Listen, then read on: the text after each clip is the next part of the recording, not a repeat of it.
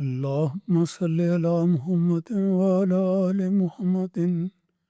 كما صليت على إبراهيم وعلى آل إبراهيم إنك حميد مجيد. اللهم بارك على محمد وعلى آل محمد كما باركت على إبراهيم وعلى آل إبراهيم إنك حميد مجيد. درس حدیث کے سلسلے میں آج میں دو اہم احادیث اس درس میں پیش کروں گا۔ دیکھا جائے تو ہم پر اللہ تعالیٰ کا کتنا احسان ہے کہ اللہ تعالیٰ نے ہمارے لیے ہدایت کے بے شمار سامان عطا فرمائے ہیں۔ سب سے مقدم اور سب سے مقدس قرآن مجید ہے۔ پھر رسول پاک صلی اللہ علیہ وسلم نے ان قرآنی احکام پر عمل کر کے صحابہ کو دکھایا اور صحابہ نے اس کو روایت کیا، جس کو سنت کہا جاتا ہے۔ اور پھر مختلف مجالس میں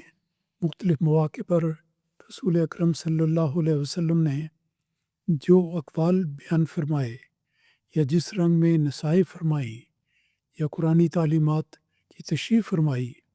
ان سب کو بعد میں راویوں کے حوالے سے مرتب کیا گیا ہے اور یہ حدیث کا مجموعہ ہے۔ یہ تین ہدایت کے ذرائع جن کا حضرت مسیح موعود علیہ السلام نے ذکر فرمایا ہے، یہ ہماری ہدایت کے لیے اتنا سامان اپنے اندر رکھتے ہیں کہ جس کا کوئی احاطہ نہیں۔ رمضان المبارک میں یہ سلسلہ جاری ہوتا ہے کہ رمضان میں درس حدیث پیش کیا جائے۔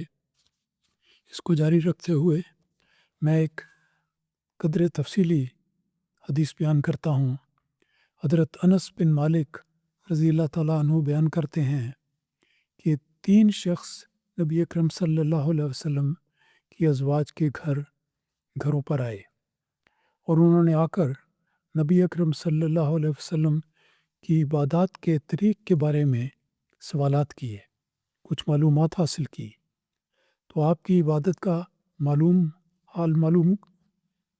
عبادت کا معلوم ہوتے ہی ایک شخص نے آپ کی عبادت کا معلوم ہونے پر ایک شخص نے کہا کہ میں رات بھر نماز پڑھوں گا۔ جو احوال رسول اکرم صلی اللہ علیہ وسلم کے بیان ہوئے تھے ان میں سے یہ بھی تھا کہ رسول اکرم صلی اللہ علیہ وسلم رات کو اس کا بیشتر حصہ عبادت میں گزارتے اور نماز کی ادائیگی کرتے، پھر روزے رکھتے تھے، پھر اور نیکی کے کام کرتے تھے۔ تو اس سارے احوال کو سن کر ایک شخص نے کہا کہ میں آئندہ سے یہ عہد کرتا ہوں کہ رات بھر نماز پڑھوں گا۔ دوسرے نے کہا کہ میں ہمیشہ روزہ رکھوں گا اور کبھی نہیں چھوڑوں گا۔ اور تیسرے نے کہا کہ میں عورتوں سے الگ رہوں گا اور کبھی شادی نہیں کروں گا۔ اس بات کا اس کو علم صحیح نہیں ہو سکا۔ بہر صورت ان تینوں اشخاص نے ایک بات کا ذکر کیا۔ رسول اکرم صلی اللہ علیہ وسلم کو جب ان کی ان باتوں کا علم ہوا تو آپ نے فرمایا اور وضاحت کی اور نصیحت فرمائی کہ یاد رکھو کہ اللہ کی قسم میں تم سے زیادہ اللہ کے حضور عاجزی کرتا ہوں اور اس کی ناراضگی سے ڈرتا ہوں، مگر میں روزہ بھی رکھتا ہوں اور افطار بھی کرتا ہوں اور نماز بھی پڑھتا ہوں اور سوتا بھی ہوں اور عورتوں سے شادی بھی کرتا ہوں۔ یہ تینوں باتیں بیان فرمانے کے بعد رسول اکرم صلی اللہ علیہ وسلم نے فرمایا کہ یاد رکھو کہ جس نے میرے طریقے کو ناپسند کیا اس کا مجھ سے کوئی تعلق نہیں۔ تو اس ساری حدیث میں جو وضاحت کی گئی ہے اس میں ایک تو رسول پاک صلی اللہ علیہ وسلم کی زندگی کے احوال کا ذکر ہے کہ کس طرح آپ اپنی زندگی بسر کرتے تھے، اس کے نمایاں پہلو جو اللہ تعالیٰ کی دی ہوئی تعلیم کے نتیجے میں آپ نے اختیار کیے وہ کیا تھے۔ دوسرے یہ فرمایا کہ جو شخص ان باتوں کو چھوڑ کر اپنی طرف سے کوئی نئی بات بنا لیتا ہے، سمجھتا ہے کہ میری ساری رات اگر میں ایک دن ایک رات بسر کر دوں تو میری بخشش ہو جائے گی، یہ طریقہ غلط ہے۔ اصل بات یہ ہے اور اصل نیکی یہ ہے کہ سنت نبوی صلی اللہ علیہ وسلم کے مطابق انسان کا عمل ہونا چاہیے۔ بس اس لحاظ سے ہمیں پتہ لگتا ہے کہ رسول اکرم صلی اللہ علیہ وسلم کی احادیث کا مطالعہ کس قدر اہم ہے، کیونکہ احادیث میں رسول اکرم صلی اللہ علیہ وسلم کے احوال ایک ایک کر کے بڑی تفصیل سے ذکر کیے گئے ہیں، بتایا گیا ہے کہ کیا آپ کرتے تھے اور کیا نہیں کرتے تھے، کس بات کی نصیحت کرتے تھے، کس بات سے روکتے تھے۔ آپ کی ساری زندگی کے طرز عمل کو صحیح طور پر تفصیل سے احادیث میں بیان کیا گیا ہے، اور یہی اہمیت ہے کہ احادیث کو ہمیشہ پڑھنا چاہیے، سننا چاہیے، یاد رکھنا چاہیے اور ان کے مطابق عمل کرنا چاہیے۔ کہ اصل بات یہی ہے کہ نیکی وہی ہے جو سنت نبوی کے مطابق کی جائے، نہ کہ انسان اپنی مرضی سے، اپنی خوشی سے کوئی اور نئے طریقے ایجاد کرتا رہے۔ سنت نبوی، اس کی پابندی کرنا ایک مومن کی فلاح کا ذریعہ ہے۔ ایک دوسری حدیث پیش کرتا ہوں۔ حضرت ابو ہریرہ رضی اللہ تعالیٰ عنہ بیان کرتے ہیں کہ رسول اکرم صلی اللہ علیہ وسلم نے فرمایا کہ جو شخص یہ چاہتا ہے کہ اللہ تعالیٰ تکالیف اور مصائب کے وقت کی دعاؤں کو قبول کرے تو اسے چاہیے کہ وہ خوشحالی کے اوقات میں کثرت سے دعائیں کرتا رہے۔ اس حدیث میں جو بڑے ہی گہرے مطالب پر مشتمل ہے، قبولیت دعا کا طریق بتایا گیا ہے، اور رسول اکرم صلی اللہ علیہ وسلم نے فرمایا کہ جو شخص چاہتا ہے کہ جب اسے تکلیف ہو تو اس کی تکلیف دور ہو جائے، کوئی مصیبت آئے تو وہ دور ہو جائے، اور اس وقت میں جو دعا کروں وہ اللہ تعالیٰ قبول کر لے، تو آپ نے فرمایا اس کے لیے ضروری اصول یہ ہے کہ اسے چاہیے کہ وہ خوشحالی کے اوقات میں کثرت سے دعا کرتا رہے۔ یہ ایک ایسا نسخہ ہے جو ہمیشہ ہر انسان کو یاد رکھنا چاہیے۔ مصیبت کے وقت کون مدد کے لیے نہیں پکارتا؟ جہاز ڈوبنے لگتا ہے تو دہریہ بھی اور ہر مذہب کے لوگ مدد کے لیے پکارنے لگتے تھے۔ کوئی انسان کو کوئی اور حادثہ پیش آئے، اس وقت مدد کے لیے التجا کی جاتی ہے۔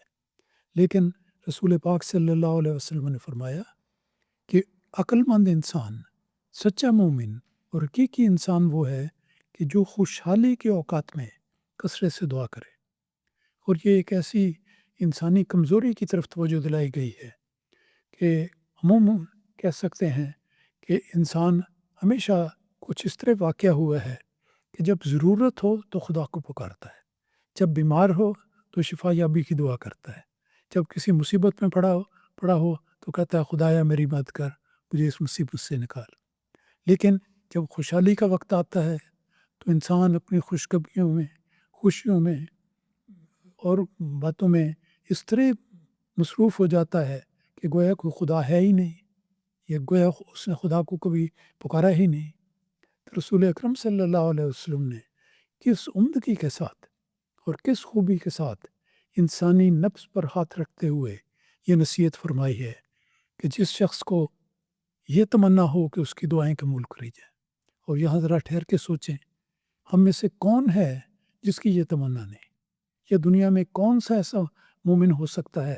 جو یہ تمنا نہ کرتا ہو کہ اس کی دعائیں قبول کی جائیں؟ ہر شخص کرتا ہے۔ مصیبت کے، اونچ نیچ کے حالات ہر انسانی زندگی میں آ جاتے ہیں، تو جب بھی کوئی مشکل پیش آئے، کوئی دقت، کوئی مصیبت، کوئی بیماری، کوئی تکلیف، ہر موقع پر ہر شخص مومن ہوتا ہے تو دعا کرتا ہے، دوسرے ہیں تو اپنی طور پہ ہیلہ جوئی کرتے ہیں، کوئی نہ کوئی طریقہ اختیار کرتے ہیں۔ تو اس حدیث میں رسول اکرم صلی اللہ علیہ وسلم نے یہ نقطۂ معرفت بیان فرمایا ہے کہ اگر انسان کی خواہش ہے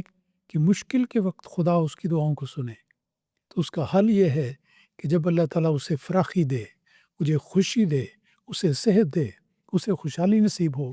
تو اس موقع پر بھی اپنے اسی خدا کو یاد کرے جس نے اسے یہ ساری نعمتیں دیں۔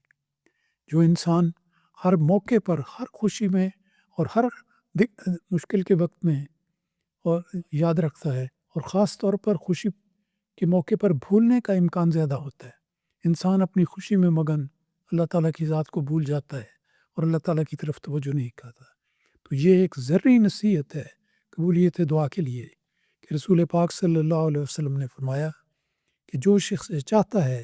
کہ اللہ تعالیٰ تکالیف اور مصائب کے وقت اس کی دعاؤں کو قبول کرے تو وہ اس نسخہ کیمیا کو یاد رکھے، اور اسے چاہیے کہ وہ خوشحالی کے اوقات میں کثرت سے دعائیں کرتا رہے اور ہمیشہ اللہ تعالیٰ کے در پر جھکا رہے۔ اللہ تعالیٰ ہمیں یہ بات یاد رکھنے اور اس کے مطابق عمل کرنے کی توفیق عطا فرمائے۔